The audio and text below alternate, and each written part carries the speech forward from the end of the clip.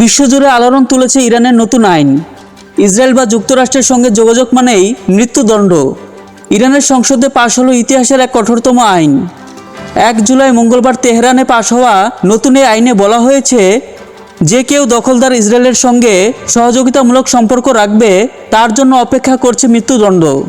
কেবল ইসরায়েলই নয়, যে কোনো শত্রু রাষ্ট্র, বিশেষ করে যুক্তরাষ্ট্রের সঙ্গে গোয়েন্দা কাজ, গুপ্তচর বৃত্তি বা যে কোনো ধরনের সহযোগিতা করা হবে পৃথিবীতে দুর্নীতির অপরাধ শাস্তি সরাসরি মৃত্যুদণ্ড।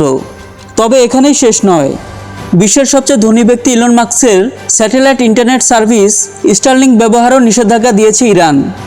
স্টারলিংক বা অন্য যে কোনো অনুমোদিত ইন্টারনেট সেবা ব্যবহারের জন্য হতে পারে 6 মাস থেকে 2 বছর কারাদণ্ড। আর যে কেউ 10টির বেশি নিষিদ্ধ ইন্টারনেট ডিভাইস তৈরি বা আমদানি করে তাহলে 5 থেকে 10 বছরের জেল পর্যন্ত হতে পারে। আরও চমকে দেওয়ার মতো বিষয়, সামরিক ড্রোন তৈরি, সাইবার হামলা, শত্রুদের হয়ে ইরানি অবকাঠামোয় নাশকতা, এসবের জন্য দেওয়া হবে মৃত্যুদণ্ড। এমনকি কেউ যদি শুধু এমন কাজের জন্য চেষ্টা করে তাকেও ছাড় দেবে না ইরান। মিথ্যা সংবাদ ছড়ানো কিংবা জনগণের মধ্যে ভয় বিভ্রান্তি বা বিভক্তি তৈরি করে এমন কন্টেন্ট তৈরি করলে হতে পারে 10 থেকে 15 বছর কারাদণ্ড। বিদেশি মিডিয়ার কাছে ছবি বা ভিডিও পাঠিয়ে যদি দেশের মনোবল ক্ষতিগ্রস্ত হয় তাহলে সেই অপরাধে 2 থেকে 5 বছরের জেল পর্যন্ত হতে পারে।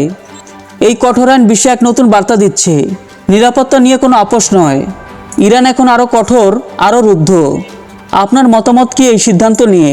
কমেন্টে জানান, শেয়ার করুন এবং সাবস্ক্রাইব করুন আরও আপডেট পেতে।